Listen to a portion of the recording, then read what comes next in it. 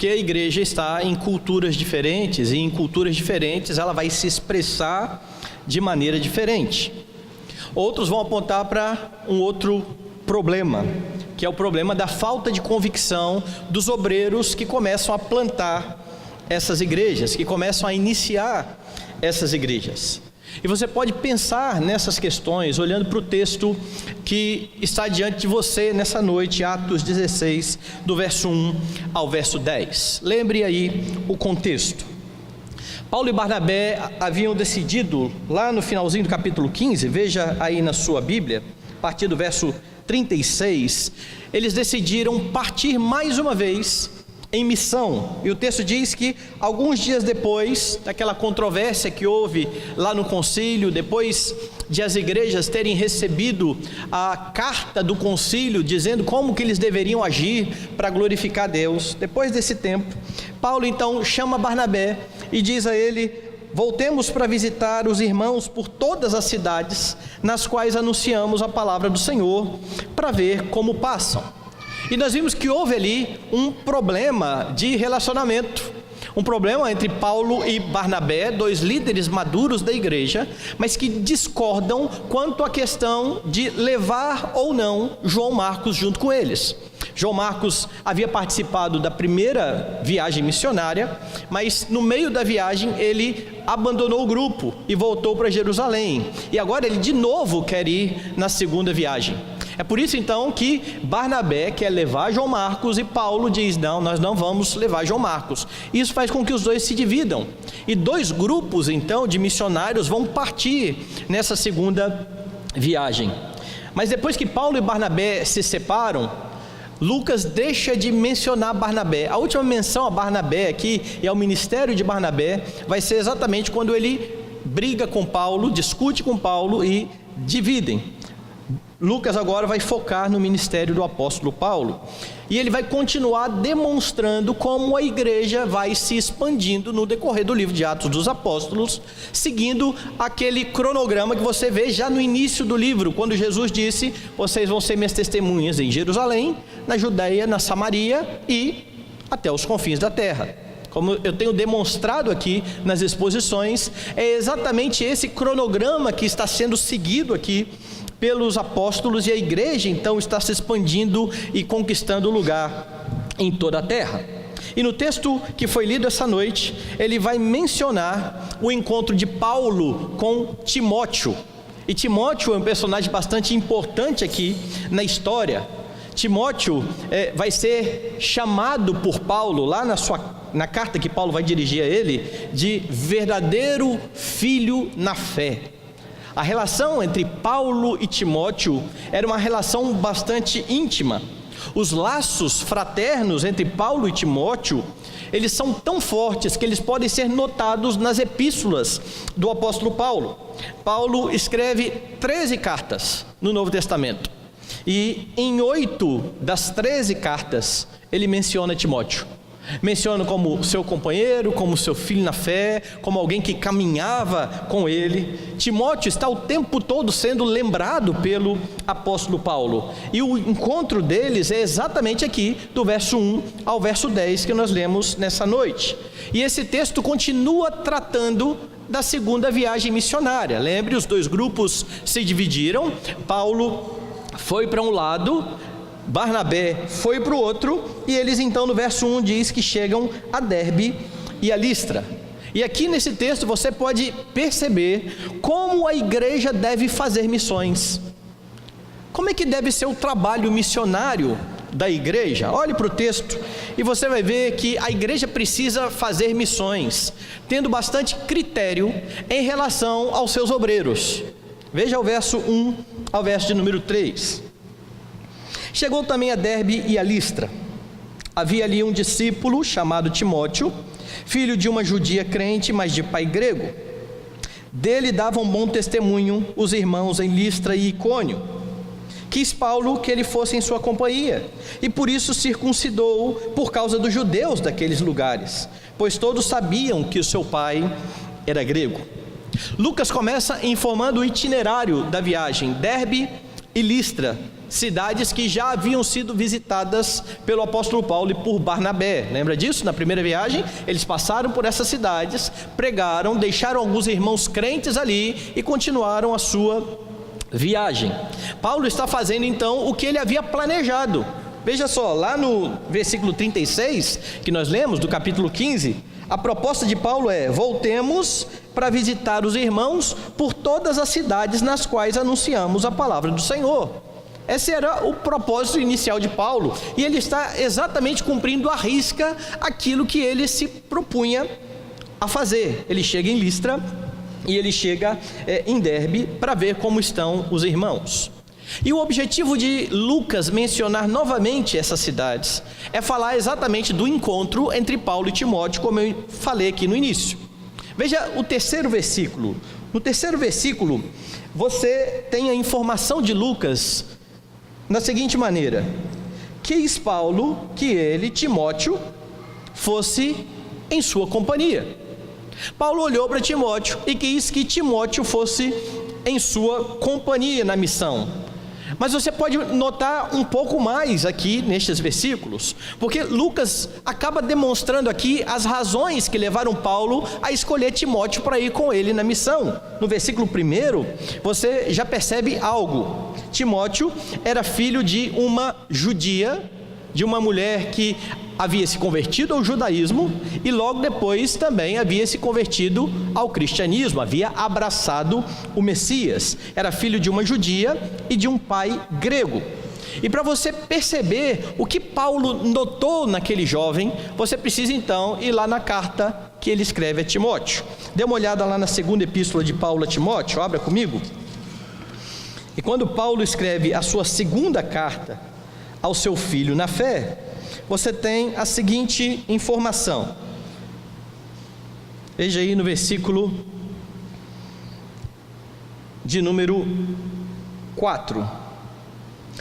Lembrado das tuas lágrimas, estou ansioso por ver-te, para que eu transborde de alegria. E aqui você percebe exatamente o que eu falei, destes laços entre Paulo e Timóteo. Paulo está ansioso por ver novamente a Timóteo. Lembre que Paulo havia deixado Timóteo em uma igreja, para que ele estabelecesse naquela igreja liderança e mais, fizesse calar os falsos mestres que estavam ali naquele lugar. Então Paulo está escrevendo a sua segunda epístola e ele continua dizendo: pela recordação que guardo da tua fé sem fingimento, a mesma que primeiramente habitou em tua avó Lóide e em tua mãe Eunice, e estou certo que também em ti.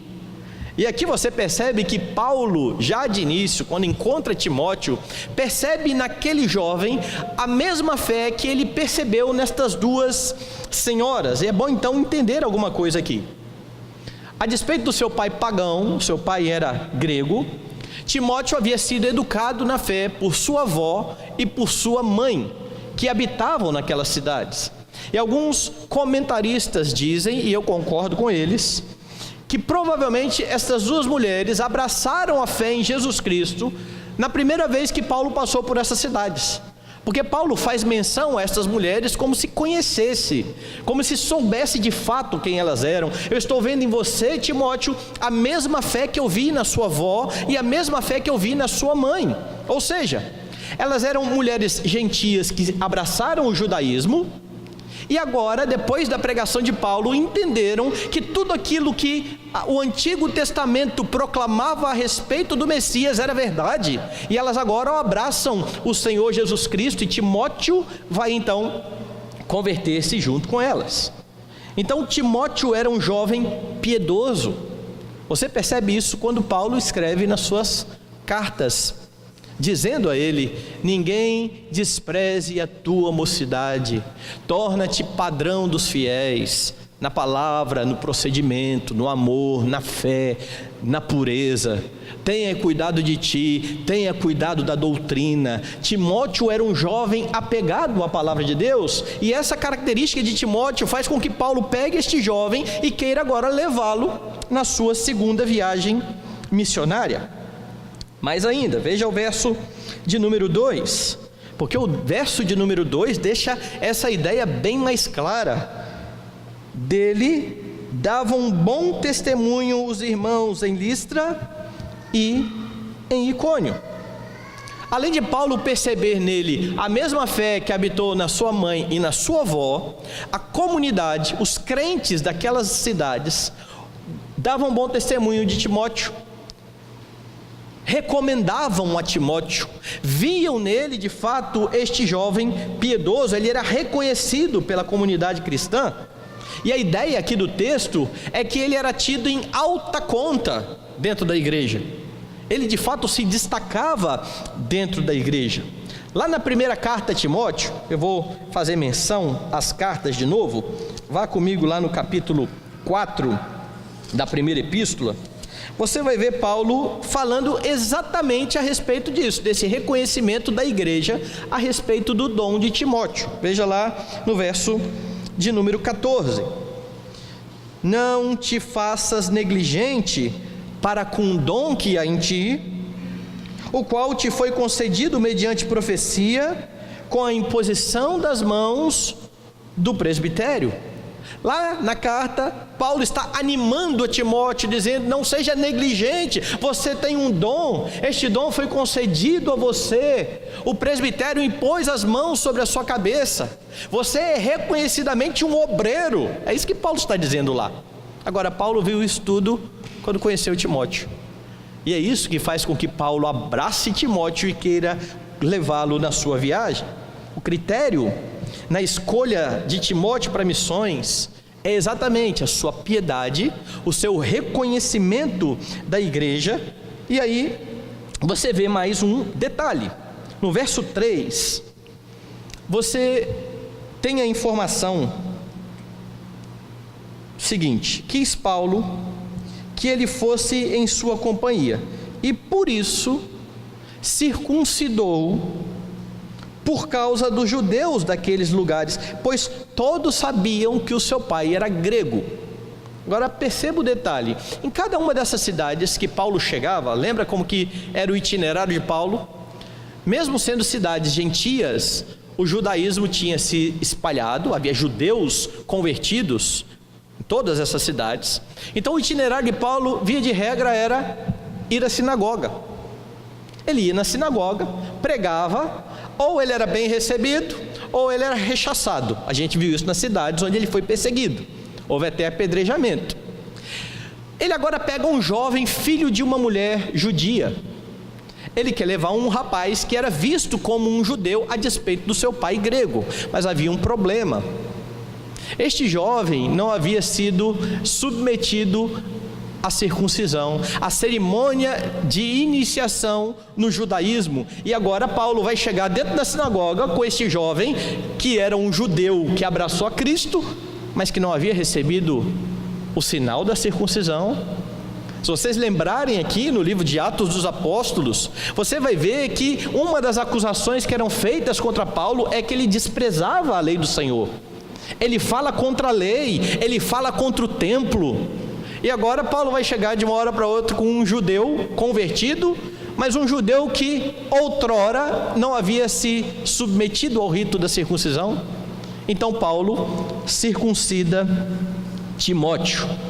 E você precisa atentar para algo importante aqui, que talvez já esteja na sua mente. No capítulo anterior, você tem o Concílio de Jerusalém, certo? No capítulo anterior, você tem uma grande briga, uma grande discussão, porque alguns judeus chegavam nas igrejas gentias e começavam a impor, dizendo: vocês precisam circuncidar-se, porque senão vocês não vão ser salvos.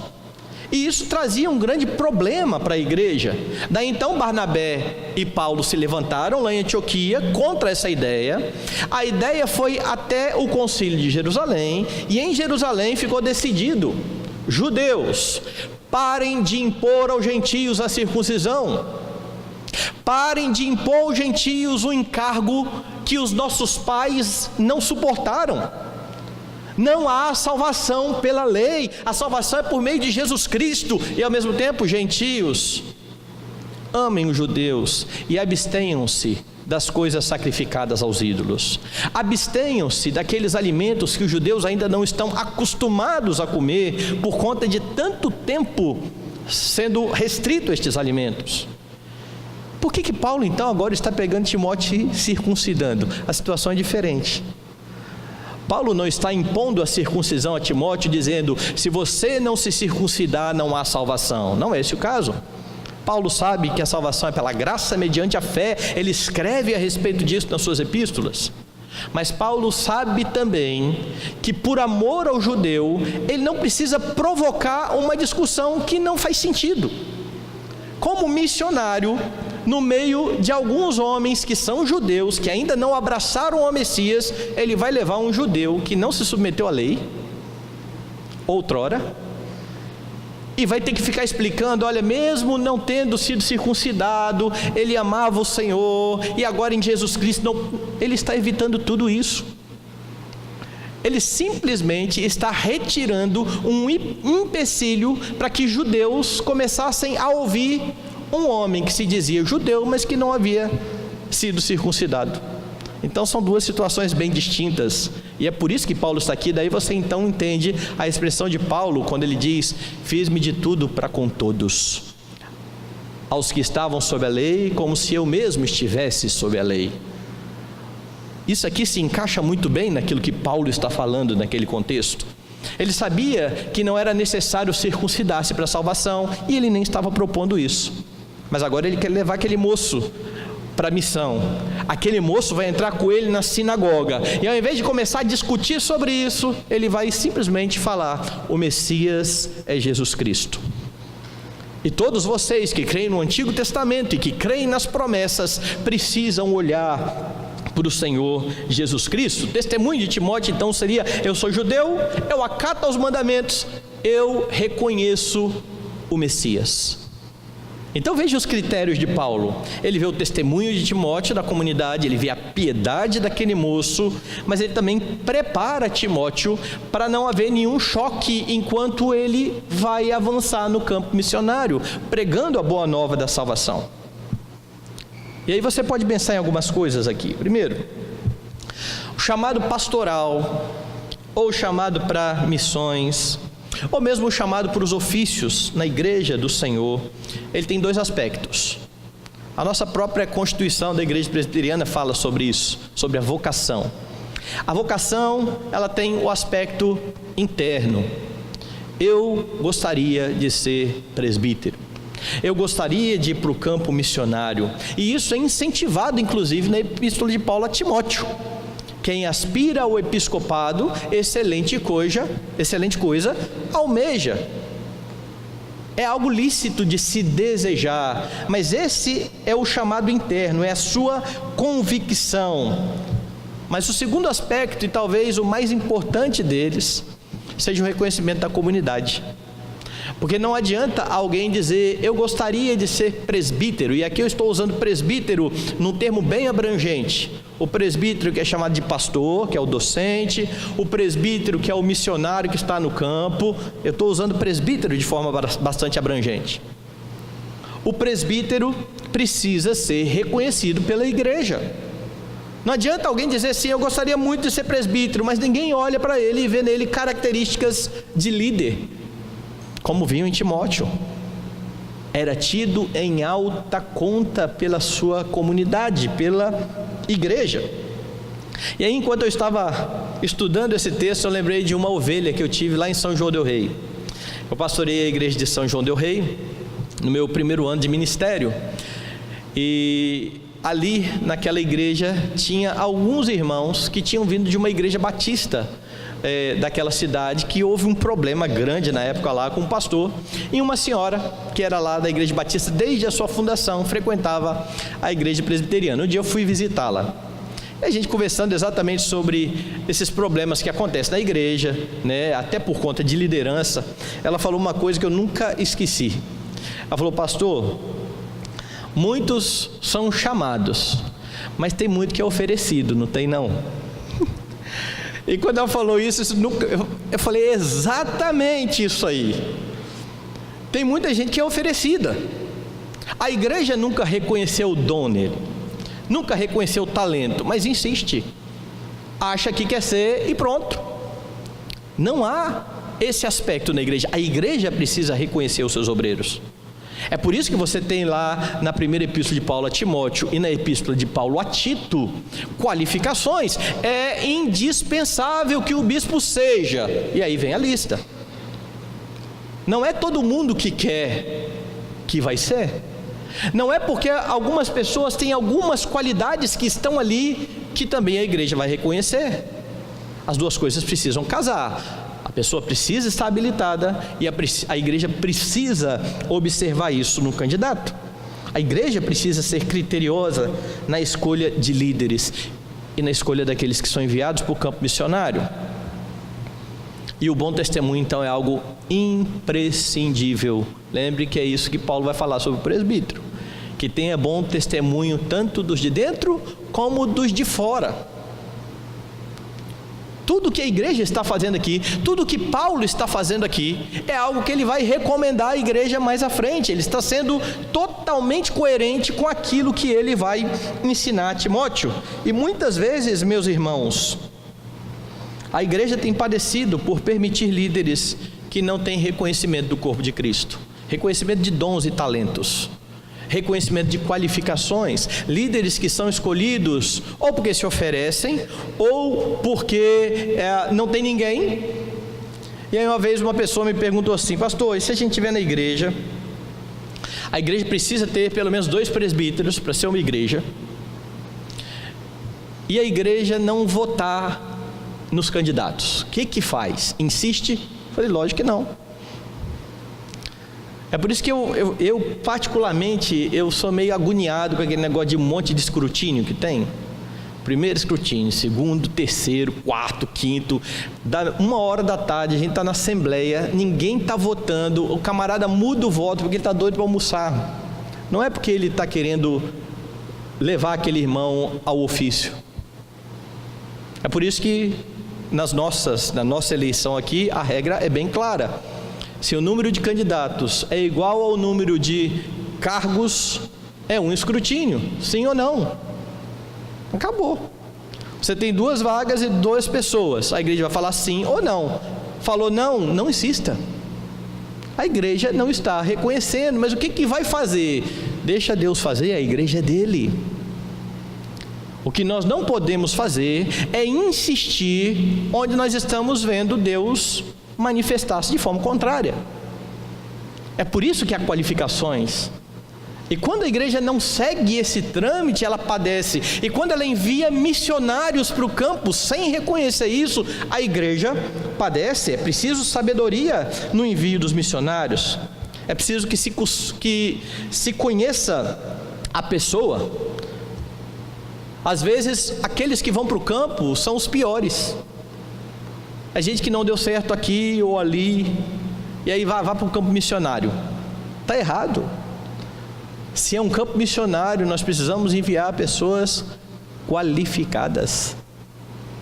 Sabe o que acontece muitas vezes? E eu vi isso acontecendo no seminário. Eu vi jovens brilhantes chegarem no seminário com os olhos almejando o campo missionário, terminando o seu curso, e ao invés de serem incentivados a ir para a missão, eles começam a ser aliciados pelas igrejas dizendo: é um desperdício você ir para o campo missionário. Mas como assim é um desperdício? No campo missionário o trabalho é árduo. Nós precisamos em muitos lugares de pessoas que vão traduzir a escritura, que vão ter que grafar línguas que ainda não são grafadas, para depois aí traduzir a Bíblia, ensinar aquele povo a ler a Bíblia, e a gente está enviando os que não dão certo na igreja. Não é assim que a igreja fez. Lembre que quando o Espírito Santo separou Paulo e Barnabé, ele separou provavelmente os 2 melhores da igreja. Havia na igreja de Antioquia pastores e mestres, é isso que diz o texto. Há uma lista deles, e o Espírito Santo disse: separai-me Paulo e Barnabé, envie os 2. E não teve a igreja choramingando, dizendo: mas que é isso e agora? O que vai acontecer? Paulo é um apóstolo tão bom, ele ensina tão bem, ele doutrina tão bem. Barnabé é um pastor que nos abraça, caminha. Não, a igreja fica feliz e os envia. A igreja precisa observar esses critérios, e mais, a igreja precisa entender que é preciso se conhecer os costumes e as diferenças culturais dos campos. E na medida do possível, preste bem atenção no que eu estou falando, na medida do possível, evitar situações que tragam embaraço ao campo missionário. Uma delas seria Timóteo, que era judeu e que não tinha submetido-se à circuncisão. Isso traria embaraço. Resolve? Facinho. Circuncida o rapaz, vamos embora. Isso dava para fazer. Em vez de perder tempo, então, explicando, eles contornam a situação e ganham tempo para apontar para Jesus Cristo. Agora, é claro que você não pode, em nome do trabalho missionário, fazer aquilo que está em oposição à Escritura. Fazer aquilo que está de forma contrária à Escritura por causa da cultura de um povo, e isso então te leva ao segundo ponto. Perceba aí no texto de Atos que a igreja precisa fazer missões levando em conta a universalidade do corpo de Cristo, a universalidade da igreja. Verso 4 e verso 5. Ao passar pelas cidades, entregavam aos irmãos para que as observassem as decisões tomadas pelos apóstolos e presbíteros de Jerusalém. Assim, as igrejas eram fortalecidas na fé e dia a dia aumentavam em número. Veja que interessante. Em cada cidade que eles passam, eles pegam a decisão do concílio, comunicam e colocam ali para que eles observem. A decisão dizia respeito à controvérsia. Não imponha a circuncisão. Não é interessante? Paulo pega Timóteo, circuncida Timóteo, leva para o campo e apresenta uma epístola dizendo: não pode obrigar ninguém a circuncidar. Por isso eu estou dizendo, são duas coisas bem diferentes.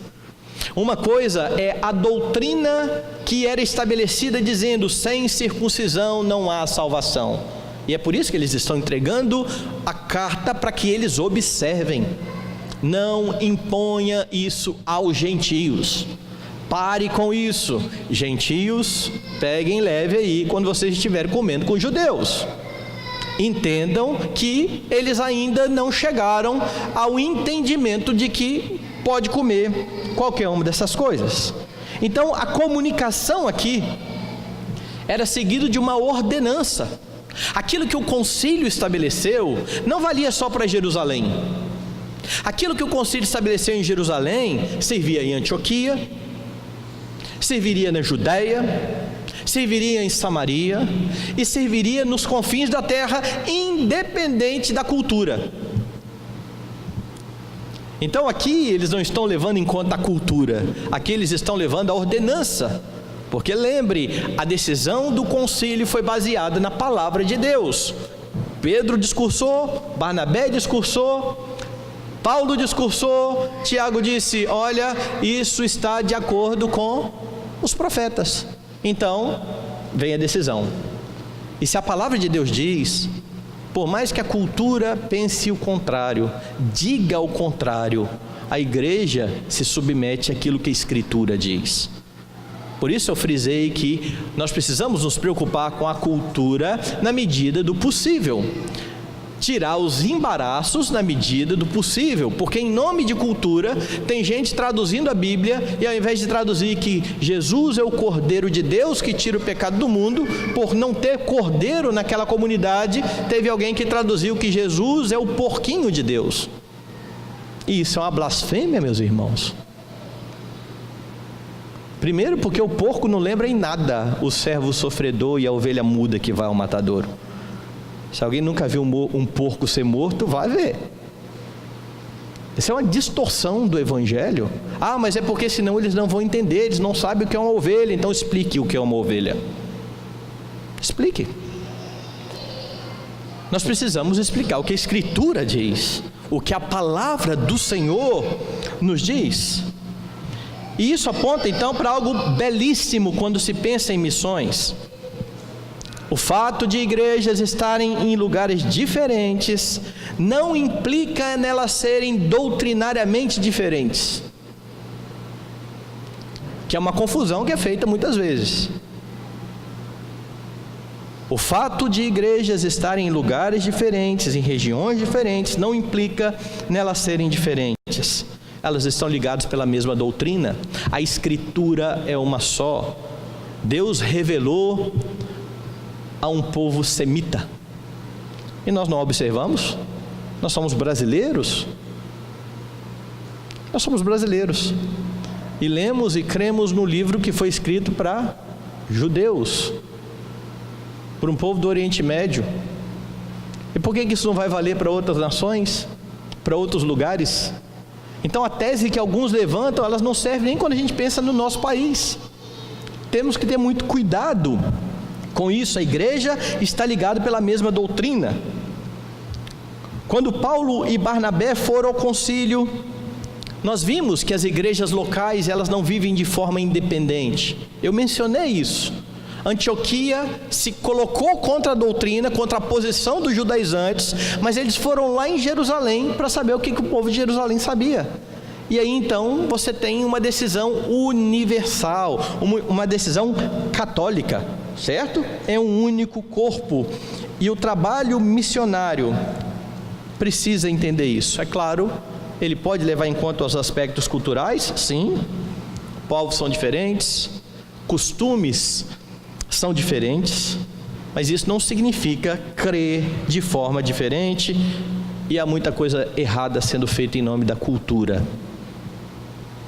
O interessante aqui é notar qual foi o resultado destes homens saírem com uma decisão lá de Jerusalém, anunciando para as igrejas em tudo quanto é lugar. Veja o texto, no verso de número 5. Assim, ou seja, como resultado deles entregarem a decisão para que elas fossem observadas, assim, as igrejas eram fortalecidas na fé e dia a dia aumentavam em número. Ah, mas se a gente chegar lá e propor uma coisa diferente, ninguém vai querer ouvir. O Evangelho é o poder de Deus para a salvação do que crê. É o Evangelho. Nós precisamos crer no poder do Evangelho. A mensagem que a igreja leva é uma mensagem poderosa, é uma mensagem de redenção. A redenção não se dá pela cultura. A redenção se dá por Jesus Cristo e pelo Evangelho. Então os missionários doutrinavam as igrejas, eles instruíram as igrejas, e foi isso que fortaleceu as igrejas para que elas pudessem então crescer. A decisão, lembre-se, era basicamente sobre a suficiência de Cristo para a salvação, nada mais. Era esse o ponto, e é isso que deve ser levado em conta, e essa é a mensagem. Jesus Cristo é o Salvador, arrependam-se e creiam. A igreja faz missões levando em conta a universalidade da igreja. Fazer missões é fazer discípulos em todos os lugares. Lembra lá da grande comissão? Indo, a ideia ali do versículo que é traduzido por ide, mas indo, e aí então vem o imperativo: fazei discípulos de todas as nações. Qual é o critério, qual é a forma? Ensinando-os a guardar todas as coisas que eu tenho ordenado. É assim que o trabalho deve acontecer. É assim que nós fazemos discípulos, e é por isso que missionários precisam necessariamente ser bem preparados. De novo, muitas vezes nós estamos mandando aqueles que não dão certo, e o trabalho nunca vai prosperar dessa forma, porque igrejas precisam ser plantadas com uma base sólida. Igrejas que começam sem entender os rudimentos da fé, elas vão dar problema a longo prazo, ou até curto prazo. Ah, graças a Deus, tem um campo missionário, plantamos uma igreja. A pergunta é: nós plantamos uma igreja sadia? Porque se não foi uma igreja sadia, daqui a pouco ela se perde. Porque a própria igreja do primeiro século começou a se corromper. É por isso que você tem tanta carta de Paulo. Imagine Paulo escrevendo a carta aos Gálatas. Essa é a região que Paulo está indo, a região frígio-gálata. Ele já vai para lá, já. Mas aí a pouco ele vai escrever dizendo: eu estou admirado porque vocês estão passando muito depressa daquele que vos chamou para outro evangelho. Fazia poucos anos que Paulo tinha plantado aquela igreja, e aquela igreja estava abraçando ideias totalmente opostas ao evangelho. Missionários precisam ser bem preparados, igrejas precisam ser plantadas com uma base sólida. E isso implica também que as igrejas, independente da cultura, não podem ser diferentes doutrinariamente. Nós caímos em alguns contos aí do pessoal do senso comum, e eu quero ilustrar isso com duas histórias, uma que eu participei e outra que eu ouvi. Estava conversando sobre, e nem está falando sobre missões, né? Está falando sobre igrejas locais de uma determinada cidade. Se a igreja, eu vou falar da igreja presbiteriana, da nossa igreja, se a igreja presbiteriana decidiu, e isso é fato, que dançar no culto é errado, certo? Isso é errado aqui no Brasil, lá no Japão, lá na África. Aí você vai dar, mas na África? Calma que eu vou chegar na África. E em qualquer lugar onde esteja o evangelho. Porque não pode ser errado dançar diante do Senhor num culto brasileiro e correto dançar no culto ao Senhor no culto africano. Porque a autoridade para dizer o que é certo ou errado nesse caso não está sendo a escritura, está sendo a cultura. E aí então eu estava conversando com um pastor e ele disse: na minha igreja tem dança. Isso foi logo que a IPB decidiu que era proibido ter dança. Eu falei assim: eu acho que está errado. Não, aí começamos a discutir. Ele discutia para lá, falar, e eu para cá. Aí um terceiro pastor de uma outra igreja foi tentar apaziguar a história e falou assim: olha, veja bem. E vocês sabem o meu problema com o veja bem, né? Quando alguém começa com veja bem, eu acho que o resto que vem depois disso é problema, geralmente. Veja bem, na minha igreja não cabe dança, mas na igreja do irmão não há problema nenhum, o povo lá é diferente, a cultura é diferente. E aí você pensa assim, Brasil e África, né? Não, eu estou falando de duas igrejas com uma diferença de 20 quilômetros de uma para outra. Por que aqui está certo e aqui é errado? Ou por que aqui cabe e aqui não cabe? Nós estamos na mesma cidade. 20 quilômetros, muda a cultura dessa forma? Mas aí eu tenho uma outra história agora, uma outra ilustração. Eu tive um amigo que morou na África do Sul. Ele foi estudar, fazer doutorado lá.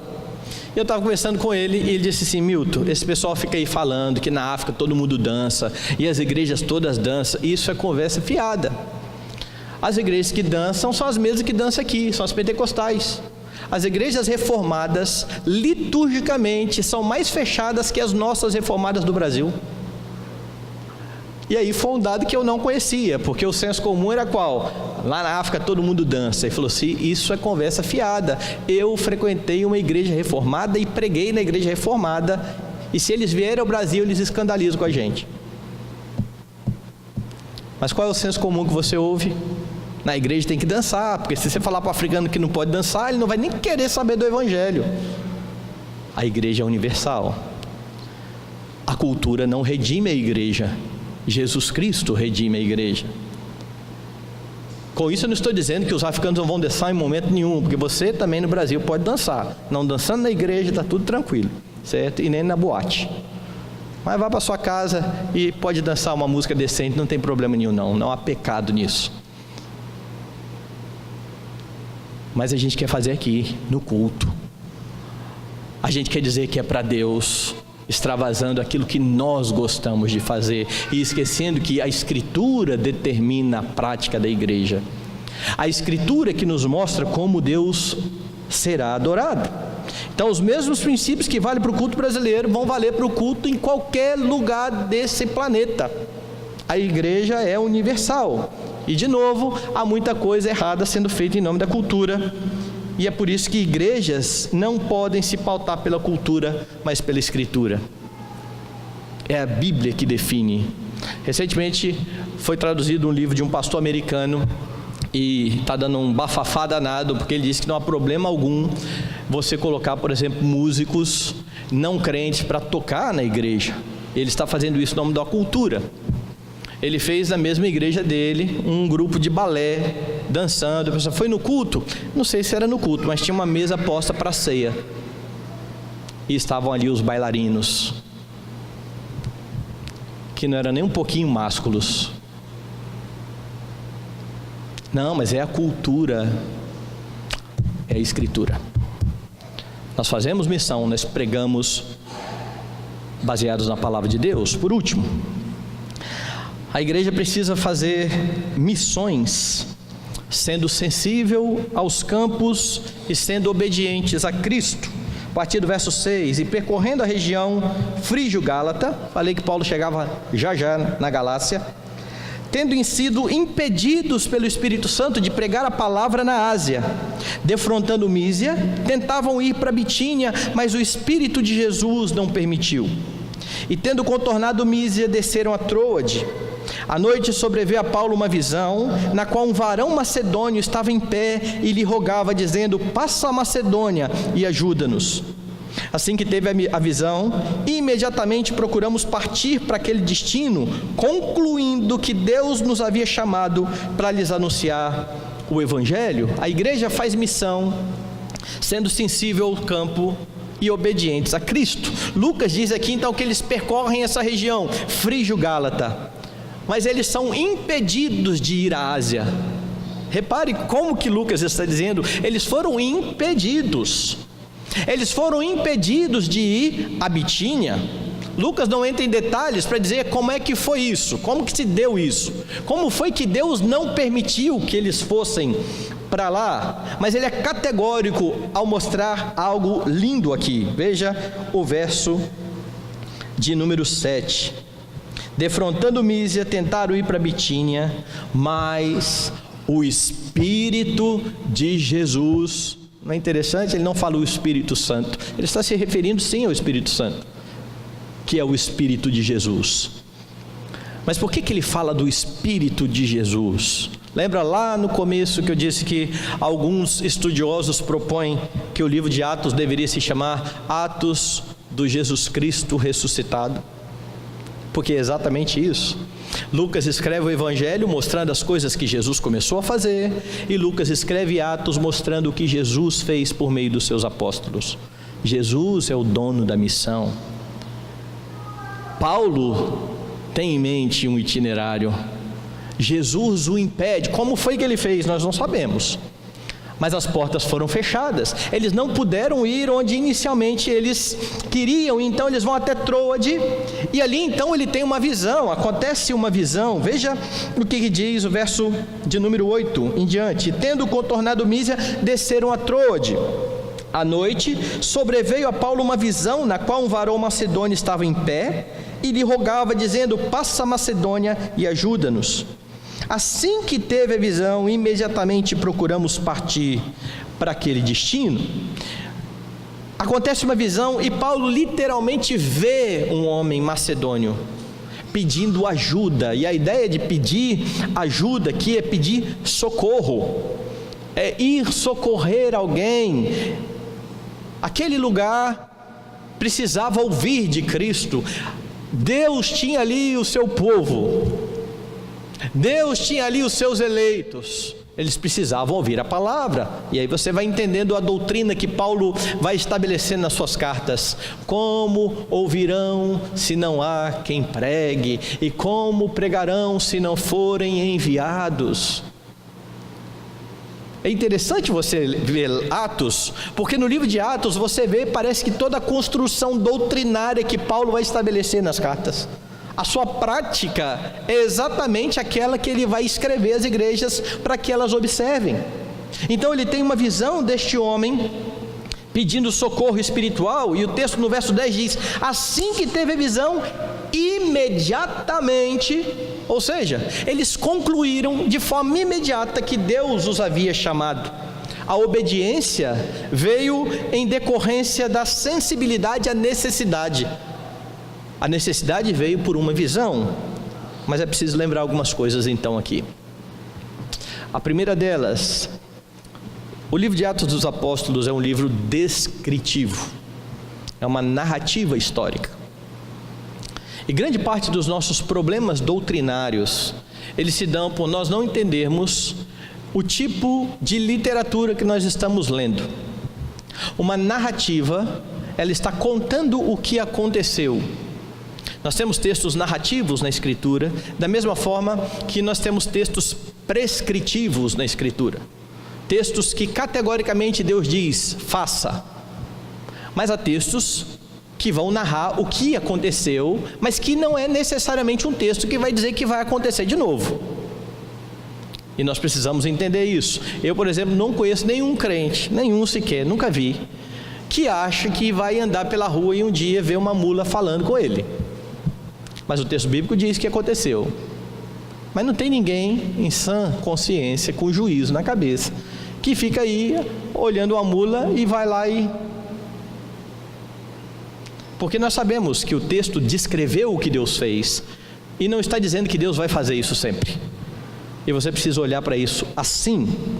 Lucas está narrando e não dizendo o que sempre vai acontecer. Por que você precisa atentar para isso? Porque eles aqui estão vivendo ainda, irmãos, num tempo em que você não tem o cânon da Escritura completo. Os livros do Novo Testamento estão sendo escritos. As viagens estão acontecendo e em meio a essas viagens é que muitas das cartas de Paulo vão ser escritas. Apocalipse vai ser escrito só mais à frente. Então, quando eles citam aqui o tempo todo a Escritura, eles estão falando da Escritura do Antigo Testamento. Quando nós citamos a Escritura, nós estamos pensando em tudo, no completo, certo? Agora nós cremos, e isso é a crença nossa, presbiteriana, está lá na Confissão de Fé, que havendo Deus outrora falado muitas vezes e de muitas maneiras aos pais pelos profetas, nesses últimos dias Ele nos falou pelo Filho, Ele nos fala hoje pela palavra de Jesus. Não espere uma visão para fazer missão. Esse é o resumo da ópera, porque Deus não vai dar. Há uma denominação que vive à base de visão, tudo é visão. Você vai casar, tem que ter uma visão, tem que ter uma revelação.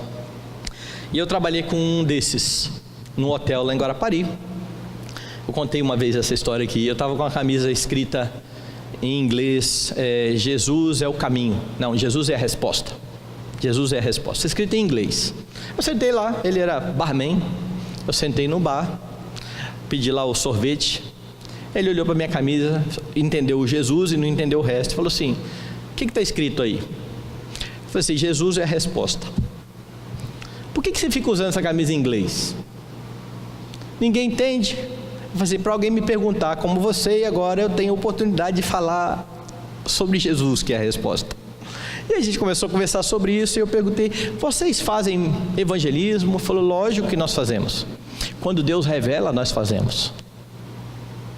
Falei, amigo, está revelado. Ide, pregai o evangelho a toda criatura. Você precisa de mais revelação? Você precisa de mais revelação para fazer missão? Nós precisamos que Deus mande um anjo dizer que a igreja precisa proclamar o evangelho. Você precisa ter uma visão para saber que você, como embaixador de Cristo, precisa anunciar ao seu vizinho o evangelho. Que as oportunidades que Deus te dá todos os dias são para você proclamar o seu Redentor. Está lá, indo, pregai o evangelho. Você não precisa de visão. Aqui eles estão num período onde a Escritura ainda não foi completada. Você tem a Escritura e lembrando disso, você pode aprender com esse texto, com o princípio que está aqui. E qual é o princípio? Esteja sensível às necessidades. Como é que você pode fazer isso? A igreja pode perceber isso verificando, por exemplo, onde é que nós temos lugares aqui em Vitória que não tem presença da igreja. Eu estou falando especificamente da igreja presbiteriana e da fé reformada. Eu não vou dizer, vamos colocar um ponto de pregação aqui em Jardim da Penha, bem ali naquela rua do Canal. Não, tem uma igreja ali. Não, então vamos na Mata da Praia, lá perto do Perim. Não, tem uma igreja ali. Mas tem muitos lugares ainda onde nós não temos presença de igreja reformada. Nós precisamos estar atentos a essas coisas e ser obedientes à ordem de ir e pregar. Não precisa revelação, não precisa missão, nós precisamos ser obedientes e fazer a ordem onde quer que seja, Jerusalém, Judeia, Samaria, confins da terra. Então esteja atento às necessidades. Isso serve também para o nosso trabalho local. Isso serve para quando você vai se dispor a trabalhar na igreja. Isso serve para quando você vai pensar em termos de igreja, onde congregar. Nós estamos vivendo um tempo onde as pessoas querem ser servidas na igreja. E eu lembro, anos atrás, que pessoas chegavam aqui e falavam assim: pastor, eu vim e gostei muito do culto, e gostei muito do estudo, mas aqui não tem crianças, então a gente vai ter que ir para outra igreja. E eu ficava pensando assim, ninguém chega aqui pensando assim, o que tem para fazer aqui nessa igreja? Eu estou vendo que tem pouca gente, eu estou vendo que quase não tem criança. Vocês estão precisando de alguém para ajudar aí a trabalhar com crianças. Nunca apareceu um assim, mas apareceram pessoas dizendo, gostamos muito, mas não tem isso, não tem aquilo outro. Isso não está atento à necessidade, isso é estar atento à minha própria necessidade, aquilo que eu quero, aquilo que eu gostaria, aquilo que eu quero fazer. E nós precisamos atentar para isso.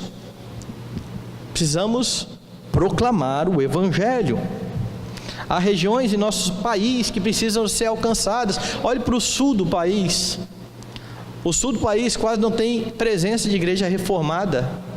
O sul do país é a região do nosso Brasil onde há mais presença espírita. Quando você pensa em espiritismo, você pensa na Bahia, certo? Onde tem mais espiritismo? Na Bahia, sul do Brasil. Nós precisamos investir nisso. Nós precisamos ter missionários lá, e graças a Deus temos alguns se levantando para estar ali. A igreja precisa analisar as necessidades para obedecer à ordem de fazer discípulos. E você faz isso, indo ou ajudando o trabalho missionário, contribuindo para que nós possamos sustentar missionários.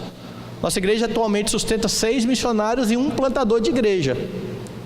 Mas nós temos poucos irmãos participando do sustento. Se nós tivéssemos mais irmãos participando desse sustento, nós alcançaríamos ou poderíamos ter mais missionários espalhados. E eu estou falando de uma igreja, da nossa. Pense então nas outras igrejas, todas elas enviando missionários onde é preciso. Nós precisamos estar sensíveis a isso, meus irmãos. Mesmo sem ter visões, nós temos meios para perceber se Deus está ou não está conduzindo a nossa vida. Isso serve para a missão, isso serve para você. Porque do mesmo jeito que o pessoal tem gente igual aquele rapaz que eu citei agora há pouco, onde eles esperam Deus dar uma visão para evangelizar, tem gente que fica esperando Deus dar sinais para tomar decisões na vida. Ou procura algum lugar onde tem um profeta que vai determinar a visão. Deus te deu a palavra, e por ela você consegue discernir aquilo que Ele espera da sua vida.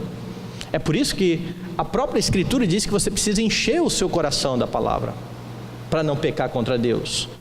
Mas tem gente que até hoje vive por meio de sinais. Bom, se Deus não quiser, Ele vai dar um jeito de barrar. Olha, eu estou fazendo isso aqui, eu sei que a Bíblia diz para eu não fazer, mas se Deus não quiser mesmo, Ele vai dar um jeito de frear. Não espere isso. Às vezes Ele vai deixar e você vai quebrar a cara, porque os princípios estão bem claros na Escritura. Você não precisa de sonho, de visão, nem de nada. Voltando ao ponto da missão e de saber como que Deus conduz a nossa vida, um missionário que eu conheço foi para o campo, e eu estava conversando com ele depois que ele voltou do campo, e ele falou para mim uma coisa interessantíssima. Ele falou assim: Milton, rapaz, eu insisti, eu tentei, eu queria ficar. Isso depois que ele voltou para o Brasil. E aí ele falou assim: mas se eu continuasse, não ia mais ser perseverança, ia ser obstinação.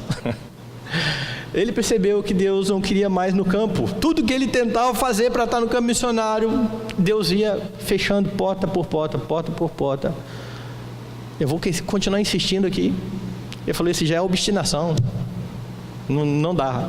E voltou e saiu. Nós podemos perceber Deus agindo na nossa vida. E mais, o Senhor Jesus Cristo está à frente da missão. Ele é o Senhor da missão. A igreja precisa olhar para a palavra e buscar orientação para o trabalho, sendo obediente a todo o tempo. O que você percebe então aqui nestes 10 versículos do capítulo 16? A igreja precisa fazer missões sendo criteriosa com os obreiros. Obreiros precisam dar testemunho, obreiros precisam ser piedosos, obreiros precisam ser bem doutrinados, eles precisam, na linguagem de Paulo, manejar bem a palavra de Cristo, porque é a mensagem sobre Jesus Cristo que deve ser anunciada. A igreja é enviada a falar de um Salvador, de uma pessoa. Não é de filosofias humanas, não é de pensamentos humanos, mas do Redentor das nossas almas. Você não faz isso a não ser conhecendo muito bem aquilo que Ele revelou acerca de si mesmo pela Escritura. Elas testificam de mim, disse Jesus. A igreja precisa levar em conta a universalidade da igreja. Você não planta a igreja pautado na cultura, nem mesmo igreja local na cidade. Tribo aqui, tribo dali. A igreja precisa estar pautada pela Escritura e firmada na doutrina. Quando você tem igrejas com crenças totalmente distintas e tendo como desculpa a diferença cultural, significa que a Escritura já foi deixada de lado há muito tempo. A igreja precisa ser sensível aos campos e obediente a Cristo. Como eu disse, Ele é o Senhor da missão. Ele é o dono da igreja. Ele está conduzindo os seus apóstolos aqui em Atos. Ele está trazendo aqueles que creem pela fé. Ele manterá o seu povo seguro até o dia final. Ele é quem abre portas. Ele é quem fecha portas. Ele precisa ser anunciado, crido e honrado.